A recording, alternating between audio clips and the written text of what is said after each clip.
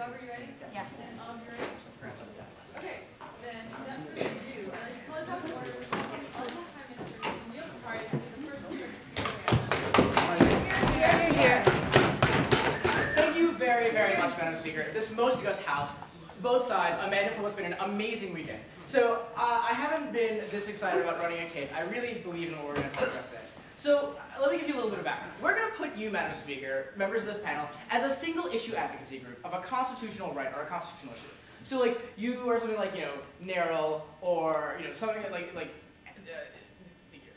gay rights or civil rights, like something that believes in one single issue that you're really trying to get into the public eye, that you're trying to get into society, and you're trying to protect some group of individuals' rights or some right that you believe is fundamental. Because of limited resources, you only have the ability to either legislate through the Congress or to litigate through the courts. What we want to ask a side opposition is, which do you choose, litigate or legislate? A second. Go ahead, take as much time as you want. Love this case. You're here.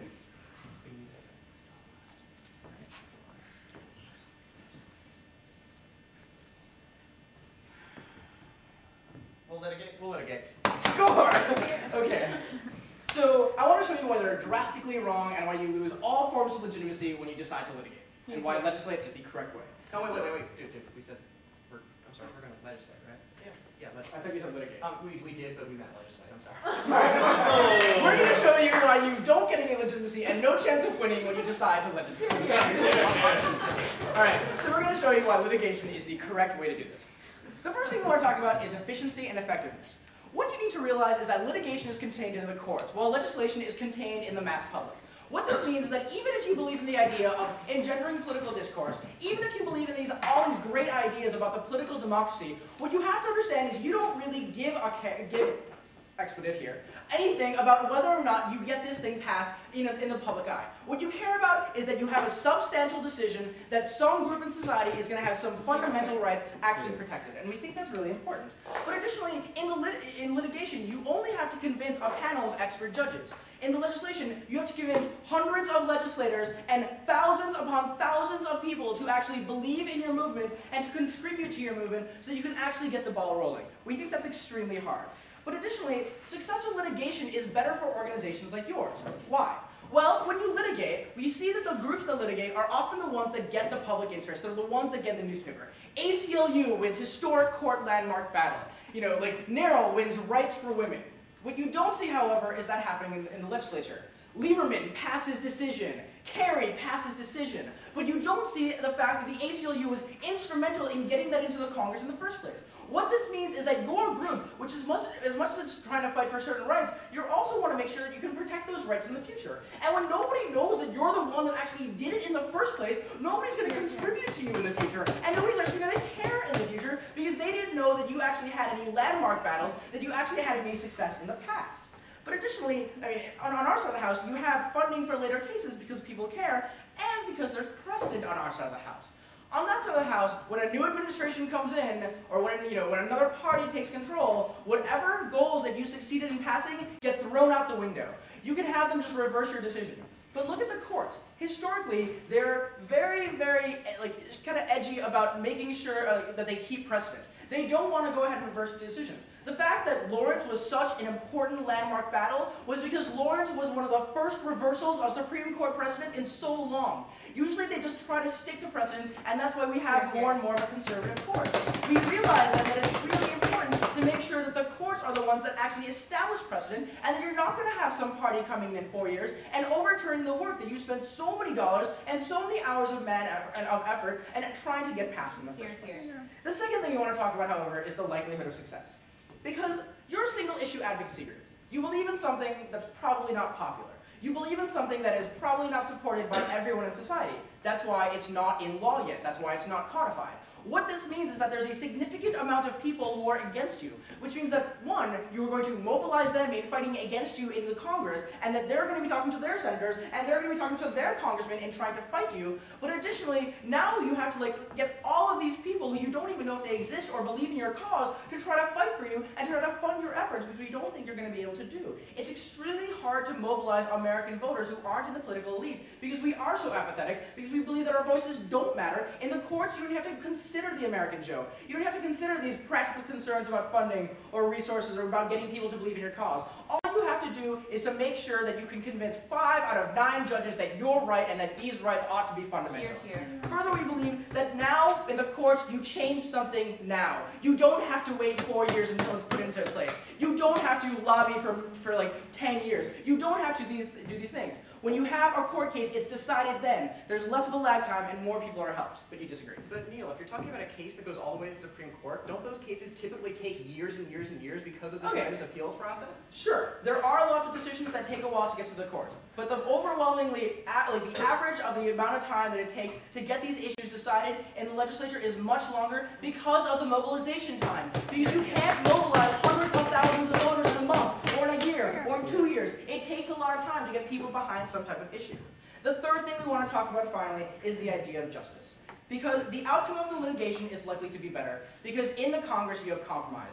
You don't believe in a compromise on rights. You don't believe that your organization should play the political game. You don't believe that rights ought to be tied to political values. You believe that these are the only things that matter, that getting all of these rights matter, and that's the only win that you're likely to take or that you're willing to take. We think that in the Congress you are much more likely to give and take. You're much more likely to compromise with the opposing party. You're much more likely to have the legislation changed in conference committee or something like this. While in the courts, there is no question of compromise, and at that point, you have much more of a substantive outcome.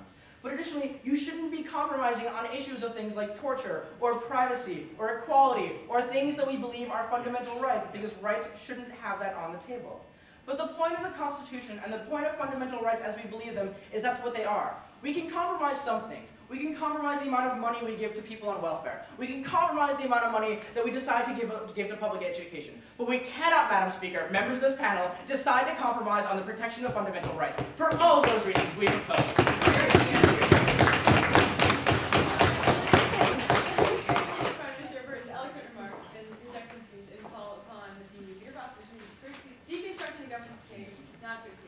I'd like to thank you, Madam Speaker, everyone in this panel, everyone who's in most august house, Neil for taping this, and of course Dave for giving a fantastic MO in just a few moments' time.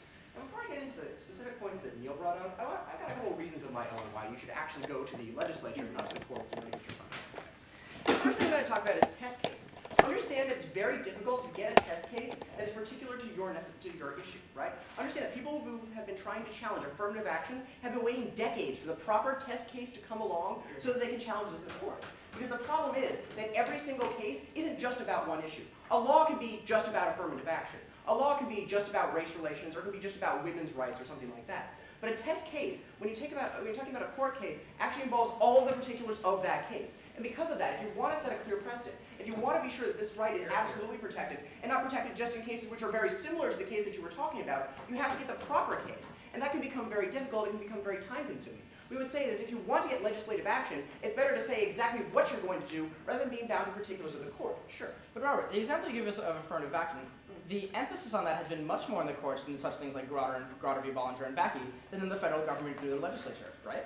Well, I would say that's not necessarily true. Consider the state of California, which bans affirmative action in all of its state universities. What I would say is if you want to look at like getting rid of affirmative action necessarily, affirmative action was put in essentially by the legislature. It was put in at the same time as civil rights. It was put in at the same time as President Johnson. How has it been removed? It's been removed again by the legislature. People have been trying to challenge affirmative action in the courts. They've been very unsuccessful in challenging it from the courts because they've been having a hard time showing the test case, having a hard time proving that a person like only got in because of affirmative action.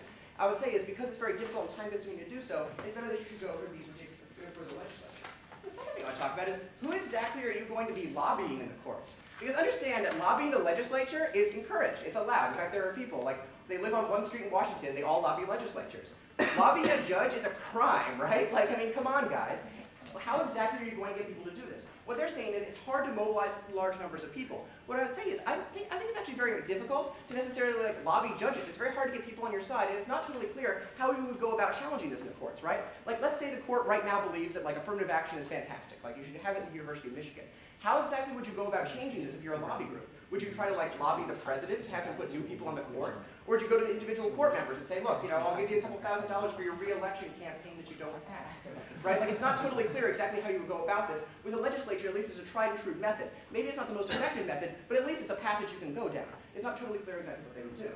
The next thing I would say is that, again, it's hard to find too down to the specifics. With this sort of legislation, you can actually like write this with particulars into the law. And I say this is very important on issues where like it is actually when it is actually bound to certain specific details. Consider, example, abortion rights, right? Like maybe you want abortion like only in the first trimester, but like not after that. I think it's very difficult to find that necessarily in the Constitution. Now, Roe versus Wade did that. I'll admit that right now. But the fact is that a lot of people don't like Roe versus Wade, even people who support abortion, because they feel that the court was essentially making up law, that this is something better suited to the legislators. Certain issues of public policy, when it is acceptable to discriminate on the basis of race, when it is acceptable to take away someone's property. These are things that need to be fine-tuned, things that need to be specific. I don't think that you want to necessarily leave this all up to a judge who writes his opinion and to the vagaries of people interpreting that opinion in the future. I think you want the legislature to clearly delineate these things. If, as he says, rights are very important, you don't want to leave it to people interpreting it. You don't want to leave it to people interpreting it. You want to leave it to people who like write it down in actual detail. The next thing I would say is that like arbitrating in the courts is vulnerable to stare decisis. Or actually to the lack of stare decisis. New judges can come in and they can essentially like overturn your verdict. And what I would say is like, unless you want to continue to try to protect the court by like constantly lobbying judges, I don't think it's necessarily a good idea to try to get this done through the court. Understand that all it takes to reverse a decision is one judge says, I don't want this anymore, and then an appellate judge agrees with him. Unless you want this thing to be constantly challenged, unless you want this thing to be something that's going to be litigated for like essentially the foreseeable future, I think you should go to the courts because to the legislature, because in the legislature it's very clear. Sure. Okay, but don't the courts have a propensity to not care, or to make sure that they always care about precedent and try not to overturn it? Okay, courts do care about precedent, but they don't always care about precedent. I like understand that, like for example, in the affirmative action case at the University of Michigan, they like ruled that the undergraduate admission process, like that was absolutely unacceptable. So at least in that circumstance, they overruled precedent, so to speak. But also what I would say is that they may overrule part of precedent, right? Like you may have like a decision that sort of overrules your decision, but like doesn't totally overrule it because it's a different case. And because these are particulars, because these are different cases, I would say that common law precedents tend to be a whole lot more nebulous and a whole lot less easy to enforce than say like litigious rights which are delineated within the Constitution or within the legislature. So the next thing I would say, and I think one of the most important benefits here is that you can start small. Because understand that if you really feel this right is important, if you really feel this is something that people should like take notice of and that people should be protected, then you can go to the state level in the state legislatures. Understand, this is how a lot of rights, particularly like women's voting rights, actually came to the forefront. A small and dedicated group of individuals went to local state legislatures in places which were particularly liberal and particularly so to individual rights. And then they said, look, this is really important. They raised a whole lot of commotion there, and they got a law passed in that state. When people saw that state, then they got a whole lot more support for other states. You can start small. You don't have to go to the federal Supreme Court, where you'll be fighting people with tremendous amounts of money against you. You can start at local state courts where people local state legislatures where people necessarily like you, where people you can actually get support from. This is actually important. Also, what I say is like you can get a partial victory here, right? Like with them and rights, it's just like all or nothing, right? Like the precedent is either there in the court or it's not. At least you can like get some kind of compromise in the legislature. Maybe you can get partial protection of rights. Maybe you can get possibly like baby steps in this direction. That doesn't sound fantastic for a person who advocates an issue. What I would say is it's better for like women to have some rights than not to have any rights at all. That's how like, for example, the women's rights movement came forward. People getting small rights in small increments. I say that's the best way in order to get rights in America. With that said, let's go to the points that they bring up. The first thing they talk about is that it's hard to convince people. You have to rally thousands and thousands of people. Firstly, like, understand that lobbyists don't rally thousands and thousands of people. They go directly to the representatives. It's certainly possible to lobby Congress. Even if you don't think it's possible to lobby the National Congress, you can certainly lobby like a state Congress in order to get this done. I don't think it's totally absurd to assume that you could do that. But also what I would say is like, how are you going to convince a judge? They haven't given you any process by which you can do this in the courts other than suing. And if the judges don't agree with you, what exactly are you going to do? Except like sit there and not like it. The next thing they talk about is that you get a whole lot of free press, like organizations that challenge things in the court, like that makes the news. Okay, that's fine. I would also say that controversial new laws also make the news. The Patriot Act, for example, which overruled a lot of civil rights, that's been in the news for a very long time. I don't think they can just claim on their side of the house that you get so much more exposure from a court decision than you do from, say, passing a law, even if it is on the state level or the national level. The next thing they say is like, nobody's going to know that you did it. Well, because I don't think that there's any way that you can do it, right? Because there isn't really a clear way to force a judge to rule in one way or another. So if you isn't a clear way to do that, then no, you really can't do it. That's why people don't know that you did it. The next thing they say is like, look, precedent, there's like someone can just come into office and like overturn this law later. Yes, that may be the case. That's a risk you take in democracy. But I'd say it's a lot easier for like one judge to say overturn a decision than it is for like one person to say overturn a law. You need the entire legislature to overturn a law. All you need is one degenerate judge to at least temporarily suspend a person's rights. The next thing they say is it's hard to mobilize voters. Yeah, it might be hard to mobilize voters. It's also hard to mobilize judges, but also what I'd say is you can lobby the representatives directly. You don't necessarily have to mobilize all of the voters. But also what I would say is like, look guys, if you really want to get people to recognize a right that they hasn't been recognized before, you really do have to mobilize the entire country. Because regardless of whether you go through the legislature, and regardless of whether you go through the courts, people simply aren't going to enforce this law, and people simply aren't going to act in recognition of it if they don't believe in it. So I'd say is you have to mobilize people in either side of the house, so I don't think this flows to any side or the other. And the last thing I talk about is justice. They say compromise in the legal system is bad. I would say compromise at least gives you partial victories, something to work from, something to like use in order to go for future rights. It's very difficult to get everything at once, and for all these reasons we're proud of All right, I'd like to thank the leader of opposition for his remarks and call upon the member of government to commend and to do the second speaker round of the government. Here, here.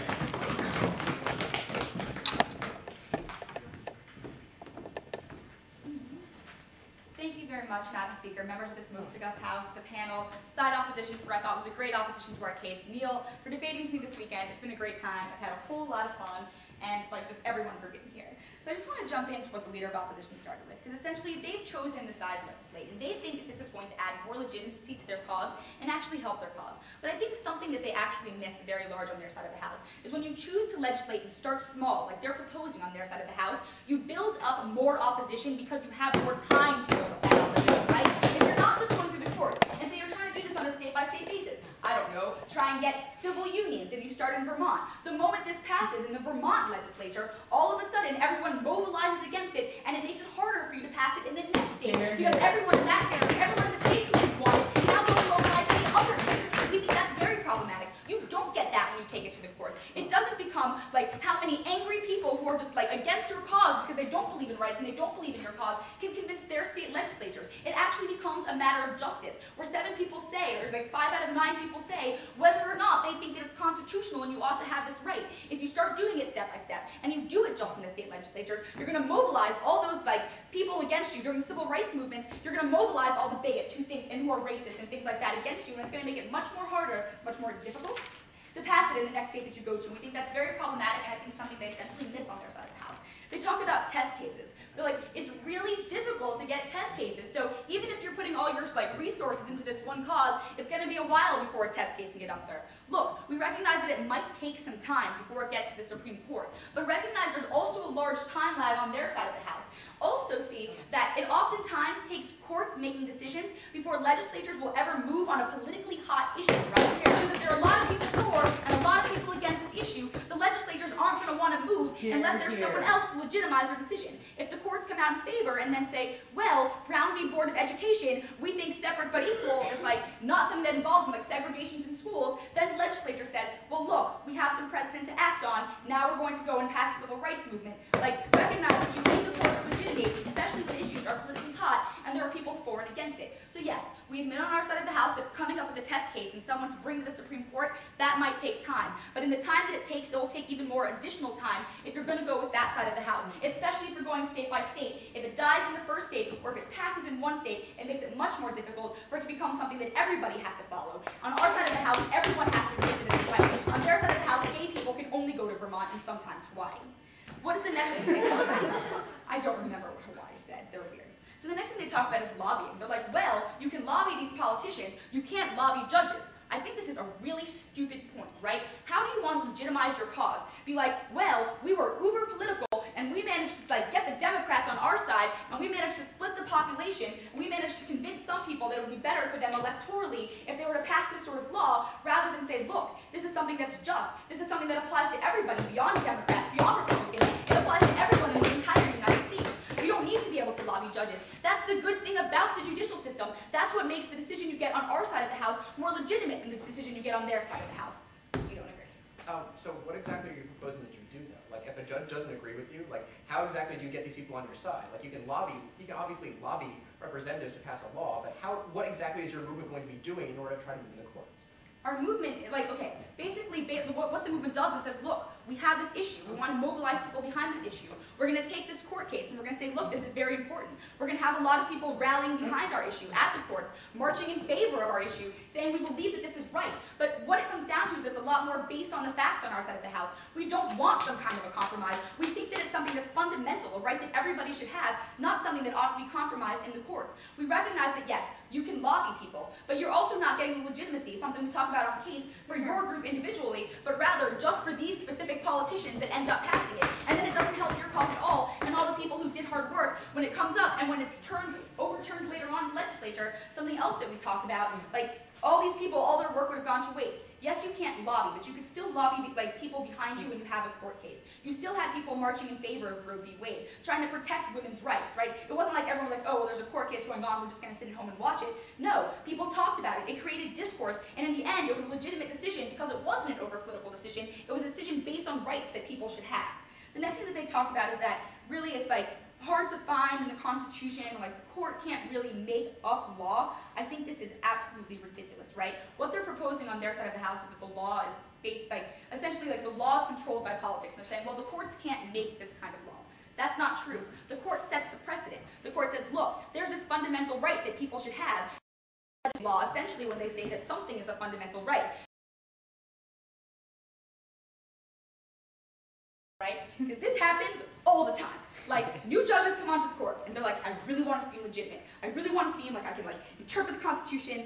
I'm just going to go down, and I'm going to find some cases. I'm just going to totally overturn them, because I've got to prove myself. It's, like, complete bullshit. Like, all precedent will tell you that judges tend to, like, respect the precedent within the courts. They don't come in, and the first thing that they do is overturn some sort of law. No, thank you. I think that this is really important. As Neil pointed out, one of the biggest things about the sodomy laws that were just overturned, it was just that. The Supreme Court was overturning one of their past decisions. Every time another case comes up that's going to overturn a past case, it's a really big deal because this doesn't happen all the time. On the other hand, when you get a new, like, controlled Congress, all of a sudden Congress is controlled by the Republicans, all of a sudden we have a different president in office, and their party doesn't agree, your issue's going to go out the window. If you're fighting for, women's rights and you want to have abortion that was done by the legislature, when the Republicans come in, what do? They just change things, and we don't think that you want your issue to just fall back there. Sure. So you're telling me that overturning precedent is really, really, really, really hard. Isn't that what you're advocating on your side of the house?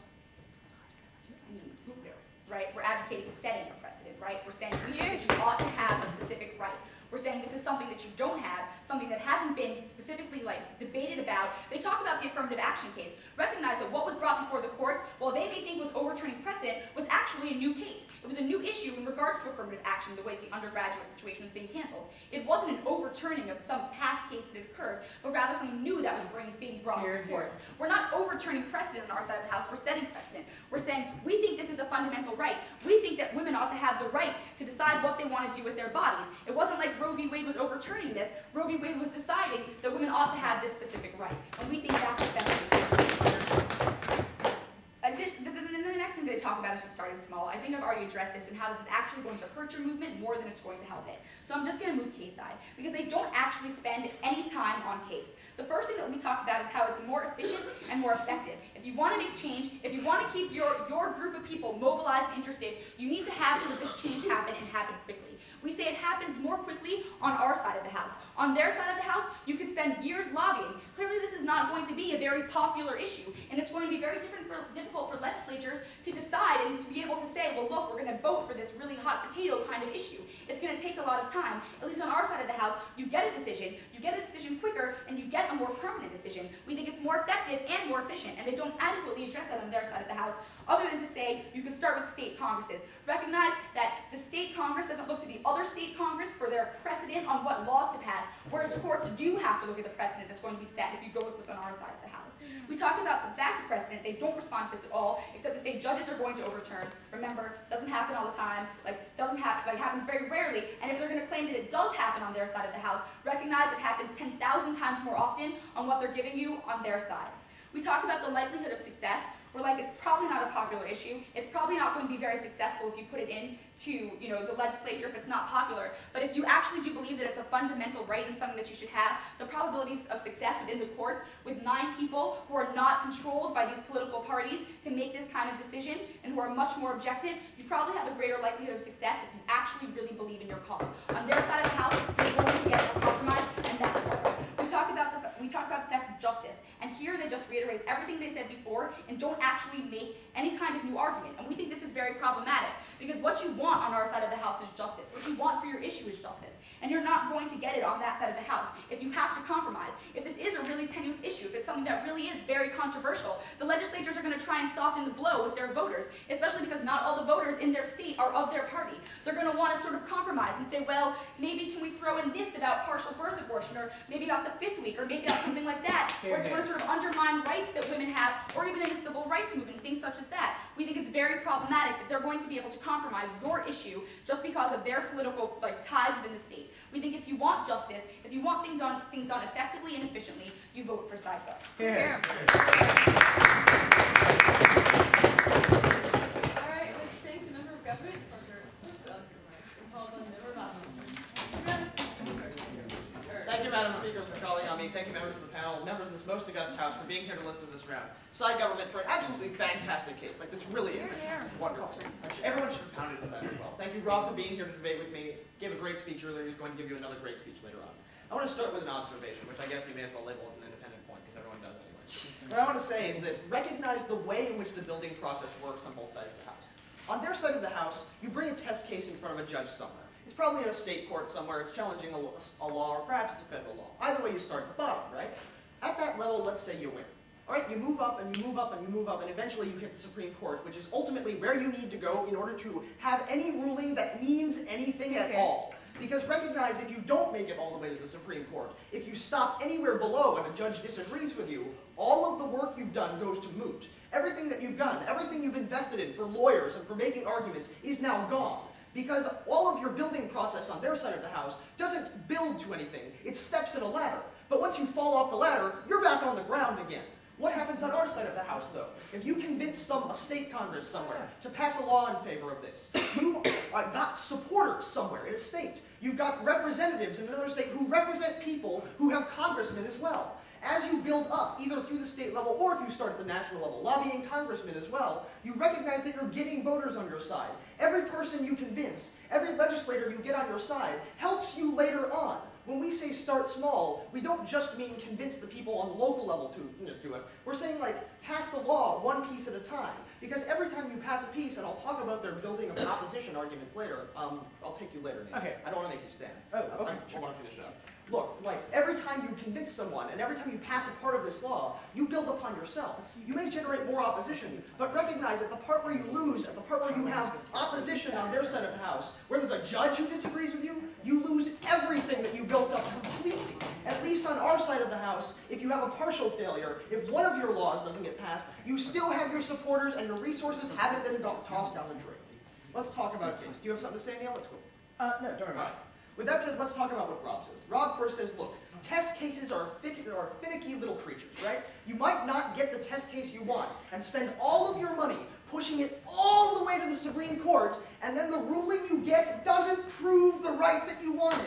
They don't address this analysis. The response that we get is, look, one way or another, it's going to take time on both sides of the house, and you have compromise on your side, so maybe you don't get what you want. But the fact of the matter is, at least we have control over our compromise on our side of the house. We decide what it means for these legislators to sit down. We tell them how we would like this law to be formed, and maybe the compromise that happens is only on a piece rather than the whole. We can have more control on our side of the house, sure. How much impact do you think a single-issue advocacy group is going to have on members of the Senate in a conference committee? Just as much impact as the single-issue advocacy group is going to have, given the amount of resources that they have, right? If they have a lot of resources, they can obviously do a lot on either side of the house. Hire a lot of lawyers, right? Research the topic very thoroughly. If they have a lot of resources on our side of the house, they can clearly lobby a lot of congressmen, right? One way or another, you can do something. It doesn't magically change just because we switch sides. Either way, that doesn't address the analysis. What I was saying before was, if we have a test case that doesn't prove your point, even if you pass it at the Supreme Court, you're screwed just because of technicalities.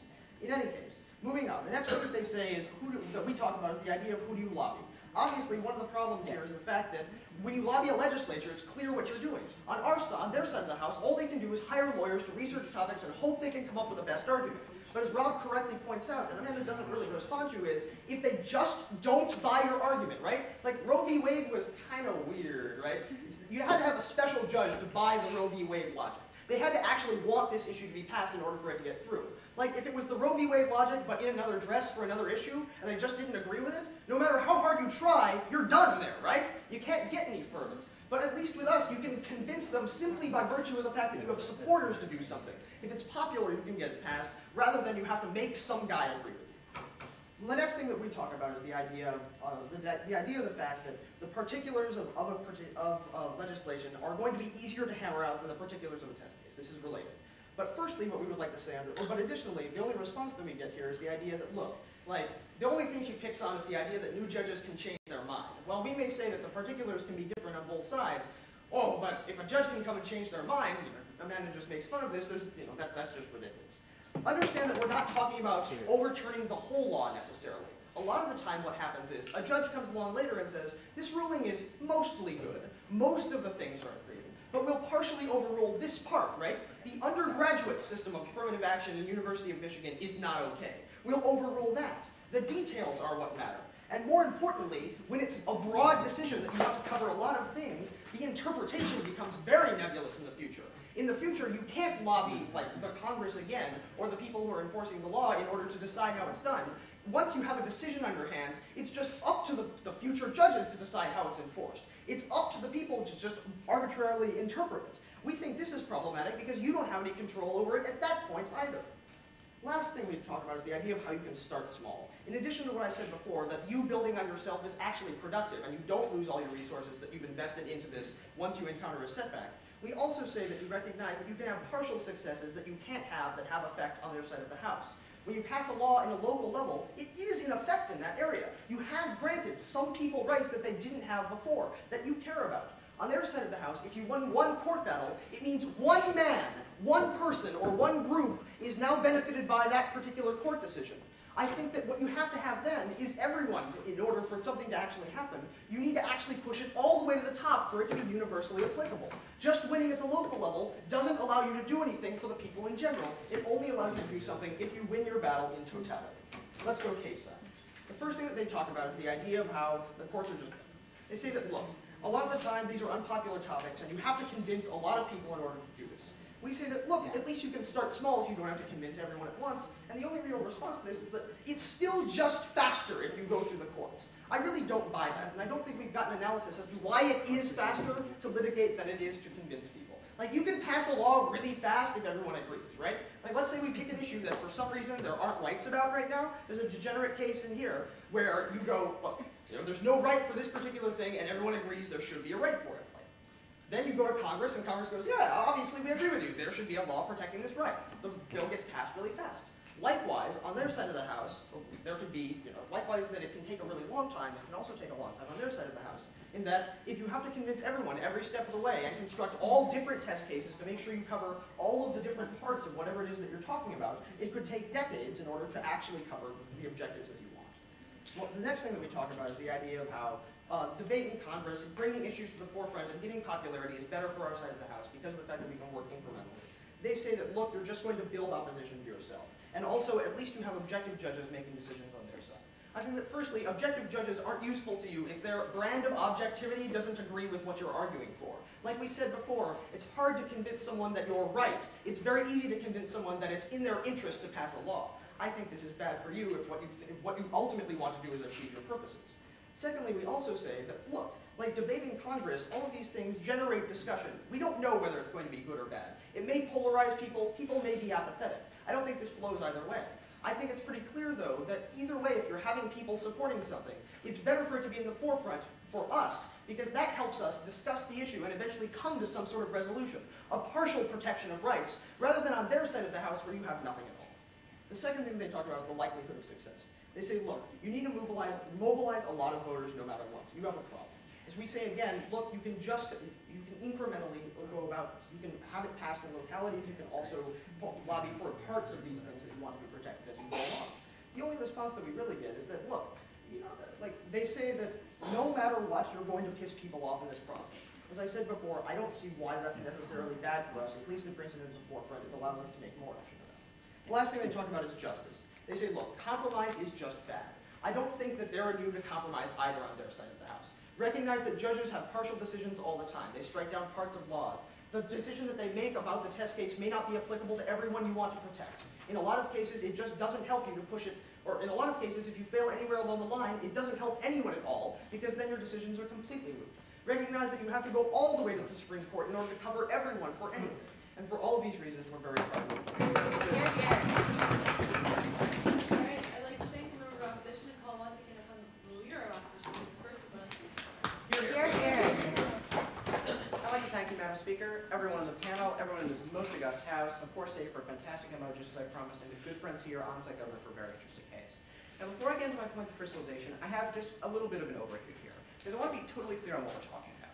Because understand, this is obviously an issue on which people don't agree. Like, I think it's pretty obvious that, like, this is, if you actually have an industry, if you actually have an issue advocacy group, like, this is clearly something that, like, not everybody agrees on. Like, there's no, like, no murder advocacy group. So what I would say is that as your advocacy group, you're going to have to convince some people in order to get this law passed on either side of the House, right? Like, you're going to have to convince some people. There definitely, this isn't going to be something that's just going to go through the court, like, in one really quick decision. So what I would say is, at the point at which you recognize that you are going to have to convince some people, and in fact, you're going to have to convince probably a great many people, which side of the House gives you a better mechanism in order to go about doing that. The first thing I want to talk about here is what the hell are you doing specifically on either side of the House? Because on our side of the House, there's a very clear path to follow, right? Like, you can lobby legislators. You can lobby legislators on the national level, you can lobby them at the state level. You can start in states where, like, this issue is strong, right? Like, you can poll for it, figure out where it's actually strong, where people agree with this sort of thing. Start there and build on a precedent. On their side of the House, what exactly do you do? Like, it's not totally clear. The only instrumental mechanism that Amanda gives you in her speech is mobilizing the populace and having marches on Washington.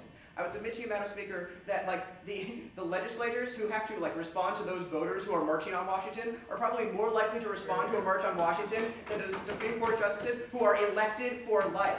They don't give you any instrumental mechanism on their side of the House other than putting these cases in the court. What I would say is, if it were just a matter of, like, suing, if it were just a matter of putting this case in the court, then it wouldn't be an industry advocacy issue. Like, you wouldn't have to actually put this case forward because it already would have happened, right? If it were so easy and obvious that all you had to do was sue once in order to get this right passed, then it already would have happened. You wouldn't need this advocacy group. If you have to convince people, then I would say is that the best way to convince people is to do it slowly, to build up support, just to clearly have a path to do this.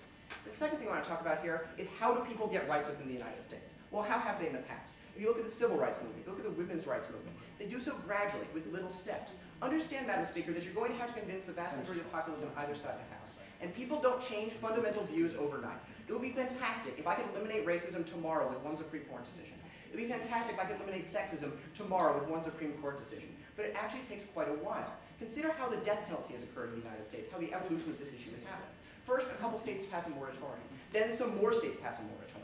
Then there are some Supreme Court, then there's some court issues. But what I would say is that, like, in 1950, like, no one probably would have challenged the death penalty. But today, it's a tight case on ACTA to get rid of it. What I would say is that the tremendous popular support that you can get from mobilizing these people, from going on the state level, from starting small, but building up, is actually something you should do. They claim that our process is slow. We say their process is just as slow, and you can't just, like, sneak in rights in the way that they're saying. Like, you can't just, like, you know, catch people blind and, like, get rights into the courts. People simply aren't going to recognize that. But the last thing I want to talk about is what makes for the best protection, because I think that's what you really have to look for on, like, either side of the House here. What gets your issue there, and what makes sure that your issue is going to be recognized. When it's a law, it's clear. And in fact, it can be extremely clear. Gays can be married in Vermont. Like, there's no ambiguity about this. There's no question about, like, whether this precedent applies, right? Gays can definitely be married in Vermont. That's not total consent. That's not total, like, victory in terms of gay rights, but it's something, and it's something that can't simply be challenged. When it's a precedent, it's constantly challenged. Consider the affirmative action case that they bring up, right? Affirmative action was supposed to be decided in the courts like several decades ago, but people are still challenging it constantly because it's not clear, like, to what exactly that particular precedent applies. When it's a law, it's absolutely clear. When it's a law, you know that your rights are protected, but when it's simply a court ruling, it's vulnerable to the vagaries of the court and to random decisions by various judges. For all these reasons, we're proud of it. Saying something to me about this, called 5 minutes to do the final speech now. I'm not going to tell you that either side in today's round gets all of the advantages. I'm not going to tell you that there's not a risk involved on either side of the House. I'm not going to tell you that every single thing that we tell you or that they tell you is going to fall on one side. What I am going to tell you is that the most effective way of getting your issue passed, the most effective way of getting on the political agenda, the most effective and efficient way of making sure that the fundamental rights that you believe in are actually protected is by going through the courts. And the reasoning is this. When you go through the courts, you have a legitimate decision that's based in legal theory and that's not based in politics. It's not based in, making sure that you convince enough Democrats that you're right and making sure that you polarize enough Republicans or that you didn't polarize enough Republicans. These aren't the things that you care about. These are the types of things that you want tied to your issue. The big thing that we get, the basis of all opposition philosophy, is you might lose. And we get this in the MO of, well, if you lose, you can't do anything. You just fall off the political ladder. Madam Speaker, I want to ask you a simple question. If you lose in Congress, if your vote gets to the congressional floor and they vote against you, how long do you think it's going to take for you to get back on the political agenda?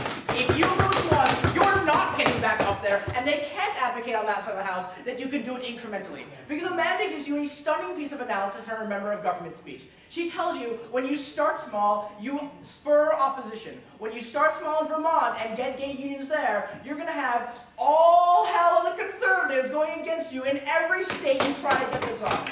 You give the opposition only more time to go against you, and then you only hurt your issue, and you only hurt your organization, and you only hurt your legitimacy. Here. So there are three things I want to talk about. Oh wait, no. There's one more thing I want to talk about before my crystallization, and it was this LOR overview, because I just want to mock this for a few seconds. So the big argument that we give you is the reason why you should go on our side of the House is because you don't have to mobilize people. And Gluck gets up and he's like, actually, you probably didn't know this, but you have to mobilize people on both sides. Just believe me. I swear to God, I'm right. No, he's wrong. You don't have to mobilize people on our side of the House. That's why our side of the House works. Because if you have an opposition-based issue, if you have an issue that a lot of people don't believe should be a right, if you have an issue that a lot of people don't believe that gays should have the right to marry, or that women should have the right to choose, or that blacks should be able to get an adequate education, if you have issues like that, you're only going to get opposition, and you're only going to mobilize the opposition when you go to the election. The three things I want to talk about are why democracy sucks, how your organization is affected, and how your issue works. So let's talk about democracy sucking. So people are apathetic, but you know who's not apathetic?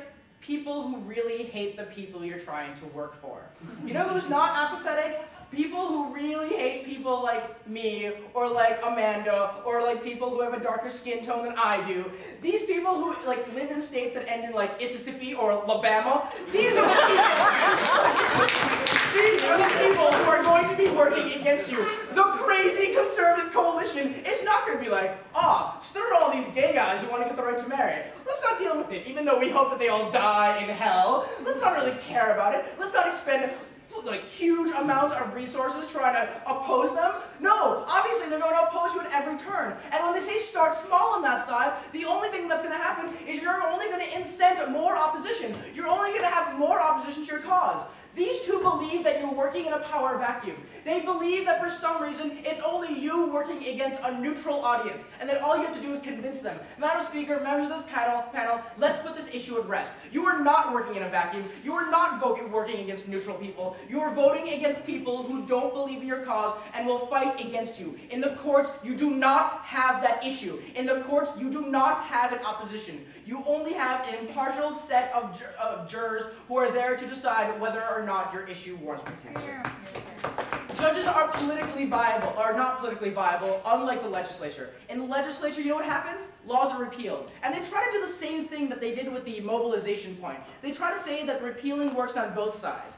Again, this is a ridiculous point. If you really believe that laws are repealed more in the courts than they are, precedent is repealed more in the courts than laws are repealed in the Congress, you're just wrong. That's not the way that it works. The courts, the only way that courts can actually maintain legitimacy in the first place is by maintaining their precedent. And when they don't do that, they're not going to be able to have any legitimacy, which is why they respect precedent. And it's for those reasons, then, that you're not going to have the ability for all of your hard work to be overturned. Look, on either side of this House, you might lose. But on their side, you have the ability to win and then to have all of your resources taken away. On our side of the House, once you win, and it's codified in law and rights are protected. On that side of the House, it's only repealed and your work is only temporary. The second thing I want to talk about is your organization. Because on our side of the House, you get the publicity. You get the fact that it's the ACLU wins court battle. ACLU does this. On their side of the House, you have bipartisan conference committee compromise work to ensure that some modicum of compromise of rights are protected. Like, that's not what you want. You want the right to be fundamentally protected. You don't want compromise on this. They tell you, they don't give you any response to this, so we have to believe it's true. As an issue advocacy group, you don't believe that the fundamental right that you're trying to protect ought to be compromised. At that point, because it shouldn't be compromised, you shouldn't let it go through conference committee, you shouldn't let it be in the whims of the polity, you don't believe this is what you should do. You believe that you should go through the courts so they can actually construct a fundamental protection of the things that you hold dear. But additionally, you're going to be able to mobilize opposition not only against your issue, but against your organization as well, when you turn out to be the people who are trying to incite opposition in every single state legislature in our country. The MO tells us, well, you know, we have dialectic now, and now we can discuss it in society. I don't care if you discuss it in society. I care that my rights are protected and that I get the right to marry, or that she gets the right to an abortion. I don't care that people in society are actually talking about this in the first place. The final thing I want to talk about is very quickly your issue. The member of the opposition says there's a partial overturning, but it's much harder to do on our side of the House, and it's much easier on their side of the House when every 4 years, when the administration of the Congress changes, something's going to get overturned. Look, controversial issues don't get dealt with in Congress. Immigration did not get dealt with in Congress. It got dealt with the courts. The reason is because of the opposition, it didn't get done in Congress, because of the fact that there are so many people against it. Madam Speaker, members of this panel, it comes down to this. If you really believe that your right ought to be fundamental, that it ought to be protected, and that it ought to be permanent, you can't go with their side of the House. Brown v. Board of Education, Roe v. Wade, Lawrence v. Texas, Abington School District, Engel v. Patel, these are all court cases that went ahead, above and beyond the overview and the legitimacy of the Congress. They're not going to respect you, you're only going to get opposition, and on that side of the House, you lose. For those reasons, we propose.